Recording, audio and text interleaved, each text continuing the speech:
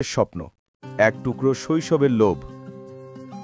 আমাদের ছোট্ট গ্রামটা ছিল গাছগাছালির ছায়ায় ঢাকা। রাস্তাটা মাটি, সন্ধ্যায় দু তিনটে বাতি আর দোকানের সামনের ছোট কাঠের বেঞ্চগুলোতেই জমে যেত গ্রামের গল্প। আমার বাবা মা ছোটখাটো একটি খাবারের দোকান চালাতেন। ওখানেই কাটত দিনের বেশিরভাগ সময়। সেই দোকানের সামনে খোলা বাক্সলায় খেলার পর আমরা বসতাম, নাস্তা খেতাম আর কানে কানে স্বপ্ন গুছাতাম। আমি ছিলাম ছোট, মনের ভেতর অনেক ইচ্ছে, কিন্তু পকেটটা খালি। আমাদের ঘরে ছিল 6টা লড়াই তাজা ছেলে মেয়ে। পড়াশোনার খরচ, বাড়ির চাল ডাল সব মিলে একটুকু আনন্দ কদাচিৎ। বাবা মার দোকান আর বাবার অল্প দোকদিকের ব্যবসা, এটা চালাতে চালাতে সংসার ঘোরে। তাই আমাদের প্রতিটি আনন্দ, প্রতিটি মিষ্টি ফল হিসেব করে এসেছে। আর তার মাঝেই এক বিশেষ লোভ ছিল আমার, আঙুর। বাজারে ঝকঝকে রঙের ছোট ছোট আঙুরের বুকগুলো আমার জন্য যেন কোনো রত্নের মতো। খেতে দেখতে মন চাইতো, হৃদয় থেকে চাইতো, কিন্তু সেই ছোট্ট শৌখিন চাহিদাটা পূরণ করা ছিল বিলাসিতা। আমাদের টানাটানির মধ্যে কদাচিৎই ঘটত। ছোটবেলার অভিলাষ, স্কুল থেকে ফিরে দোকানের সামনের ডাঙায় বসে থাকা। আমরা কখনোই গাছ ফল নিয়ে খেলতাম না, কিন্তু গ্রামের মানুষ যখন বাজার থেকে নানা ফল নিয়ে আসতো, সবাই হঠাৎ প্রাণবন্ত হয়ে উঠত। কেউ অনরের এক কৌটো আম, কেউ লিচুর ঝুড়ি, কেউ রঙিন ফল, সবাই নিয়ে আনন্দ। আর আমি তখন দুনিয়ার সব চাইতে নীরবে কাঁদতাম, কারণ আমার কষ্টটা কেউ বুঝত না। কখনো বাবা দোকানে বঞ্চিতভাবে একটা প্যাকেট ফল আনার চেষ্টা করতেন, কিন্তু সবাই জানতো আমরা ছেলেপুলে, চাকরির খরচ ইত্যাদি সব কিছুই আগে। মা কোনোদিন বলতেন না, এই তোর প্রথমে পড়াশোনা কর, পরে ফল। তবে মনের ভেতরটা তবু চাইতো এক কামনা, এক টুকরো আঙুর খেতে। আমি লুকিয়ে দেখতাম যখন বড়রা আমোদ সামোদ করত। দাদা, আমার এক বড় ভাই, তাকে সবাই সম্মান করত। সে সারা জীবন কষ্ট করে পরিবার সামলাতো। গ্রামের মানুষ তাকে মাস্তান বলেও সম্মান করত, কারণ সে দায়িত্বশীল, সাহসী আর কিছুও বলার মতো মানুষ। দাদার সাথে গ্রামের বড় লোকেরা বিভিন্ন ফল নিয়ে আসত। তাদের কাছে আঙুর আর অন্য ফলের চাহিদা দেখা যেত। আমি চুপচাপ তাকিয়ে থেকেছি। একদিন দৃশ্যটা আমার মনে গেঁথে গেল। দাদার কাছে কারো এনে দেওয়া আঙুরের ঝুট সে কেটে দিয়েছিল অতিথিদের জন্য। আমি তখন নিজের ছোট্ট কপালে হাত রেখে ভাবতাম, যদি একদিন আমি নিজেই দাঁড়াই, আমি কেমনে পূর্ণ করব এই ছোট্ট ইচ্ছেটা।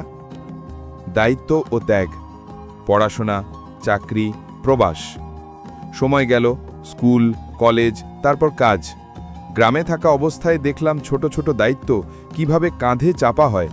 পরিবারের খরচ, ভাই বোনদের পড়াশোনার খরচ সব কিছু জড়িয়ে গিয়েছিল। আমি যখন প্রবাসে যাবার সিদ্ধান্ত নিলাম, মনে ছিল কিছু টাকা উপার্জন করে ফিরে এসে ছোটবেলার সব ক্ষুধা পিপাসা মিটিয়ে দেব। প্রবাসের শ্রমের দিনগুলো কঠিন ছিল। দূর দেশ, অপর অভ্যেস, কষ্ট করেই গেলাম। কিন্তু আমার লক্ষ্য ছিল, যখনই সুযোগ পাব প্রথমেই আমি বাড়ি ফিরব। আর কোন দিন 1 কেজি আঙুর কিনে বাড়ি নিয়ে যাব, নিজেকে যে ছোট্ট আনন্দটা ভালোবাসতাম সেটা পূরণ করব। বছর কেটে গেল, অবশেষে দেশে ফিরলাম। বাজারে ঢুকতেই চোখে পড়ল আঙুরের ছোট ছোট মোটা প্যাকেট।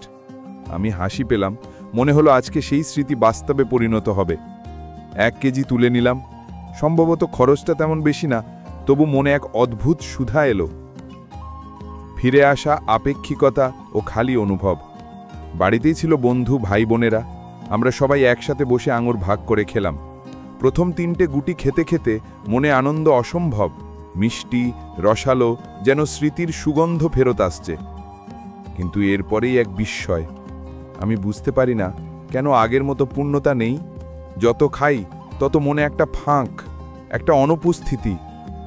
হয়তো কারণটা ছিল ছোটবেলার অভিলাষ ছিল কষ্টের মধ্যে তৈরি। তখন ওই আঙুর দেখা মানে ছিল এক মুহূর্তের স্বপ্ন। আজ সেটা মিটেছে, তবে সঙ্গে বেড়ে গেছে অন্য স্মৃতিগুলো। জোড়ানো শ্রম, দূরত্ব, অভাব আর দাদার সেই দৃষ্টিটা যা একসময় আমাকে কাঁদত।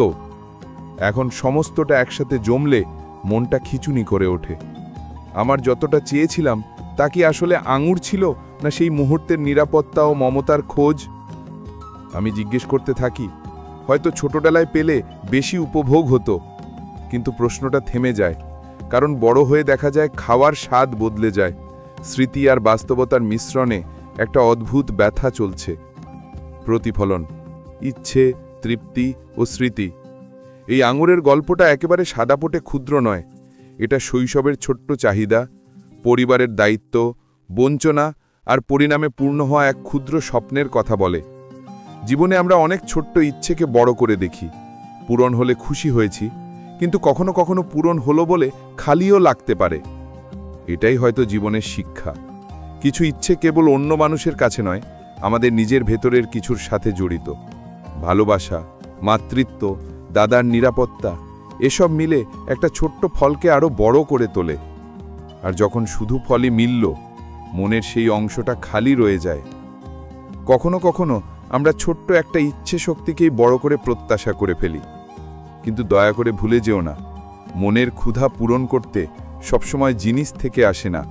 সবচেয়ে বড় উপহার হলো সময়, ভালোবাসা ও জনিক মাতা বন্ধুর পাশে থাকা।